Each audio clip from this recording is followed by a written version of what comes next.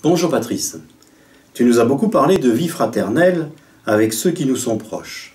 Famille, milieu de vie, travail, voisinage, mais le devoir de vie fraternelle s'arrête-t-il vraiment là?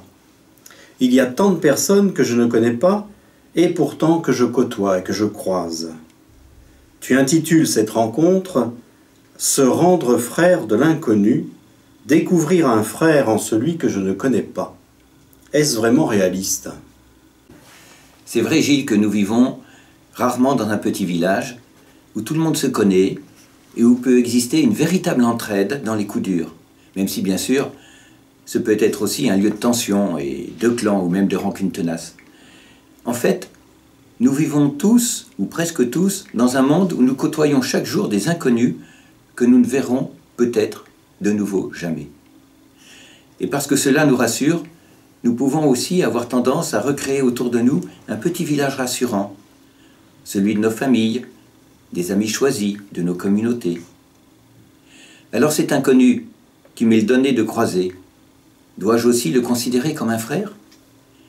Et qui donc est mon frère?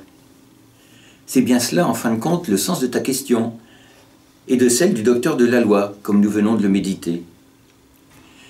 On voit bien dans cette parabole différentes attitudes qui sont peut-être les nôtres. Peut-être en effet, ne voyons-nous pas celui que nous croisons? Et avons-nous à ouvrir nos yeux en dehors de notre petit village?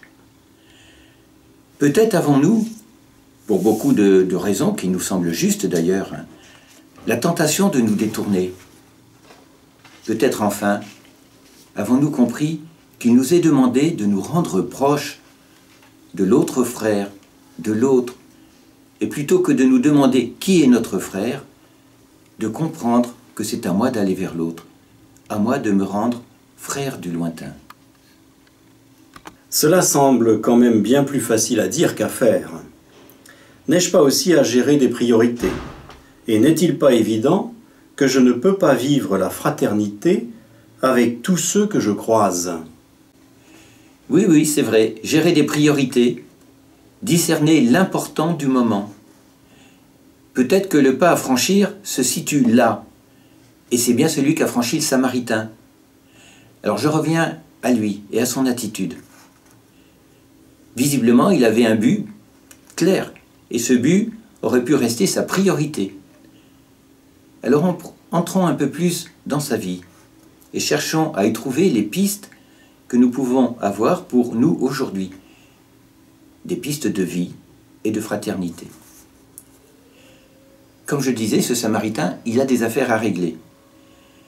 Il doit être un peu pressé, mais malgré ça, il sait se rendre disponible. La disponibilité ne se vit pas par absence d'occupation. C'est d'abord une attitude qui nous rend disponibles devant ce que l'on considère comme étant prioritaire.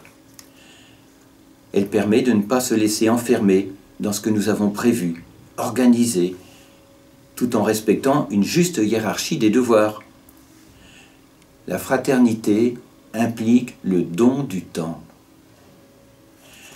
Ce que nous voyons aussi, c'est que par-delà la peur de l'inconnu, par-delà le préjugé aussi, le Samaritain a le regard et le cœur attentifs. Bien sûr, si on voyait un blessé sur le bord du chemin, nous serions tous à le voir. Mais lui ne se détourne pas. Il ose le pas vers l'autre en dépassant ses craintes. Le prêtre et le lévite n'ont pas su dépasser leurs préjugés. Alors, quel est donc le blessé que j'ai croisé sur mon chemin et dont je n'ai pas vu ou pas voulu voir la blessure? Est-ce par peur d'être envahi par l'autre, par sa détresse? Ou par peur simplement de ne pas savoir quoi faire? Et puis quand il a fait ce qu'il pouvait, il charge une autre personne de s'occuper du blessé. Il délègue à d'autres mains compétentes ce qu'il n'est plus en mesure de faire lui-même. Alors quand sur mon chemin je croise un blessé, n'ai-je pas vu la souffrance sur son visage? Mais il y a tant de blessures. Et puis en fin de compte, que puis-je faire? Alors, ne puis-je pas être au moins frère par l'huile et le vin d'un sourire? d'une prière silencieuse, d'un regard. Regardez ces visages dans mon cœur et dans la prière. Alors je peux redécouvrir que cette même disponibilité qui ouvre mon cœur sur un lointain dont je me suis rendu proche, je peux aussi la vivre avec mon frère le plus proche, celui que je vois régulièrement, mon voisin, un parent, un collègue. En fait, il ne suffit pas de voir ou même d'être attentif. Il faut d'abord que je change mon regard, ne le crois-tu pas? Et ce n'est peut-être pas le plus facile. Oui, redécouvrir un frère en l'inconnu nécessite vraiment un changement de regard. La volonté de sortir de l'indifférence, mais aussi de ne pas s'arrêter à l'apparence, ni à l'antipathie spontanée, ni aux préjugés. Saint Jacques nous fait une de ces mises en garde dont il a le secret. Frères, il ne faut plus de favoritisme si vous avez la foi qui vient de Jésus-Christ, notre Seigneur de gloire. Je suppose qu'un homme bien habillé entre dans votre salle, il a même une bague en or. Un pauvre entre aussi avec des habits tachés. Et alors, tous vos regards sont pour l'homme bien habillé, et vous lui dites « Prends donc cette bonne place ». Quant au pauvre, vous lui dites « Assieds-toi ici, au bas de l'estrade ». Dites-moi, vous faites bien une différence, et vous jugez à partir de critères pitoyables.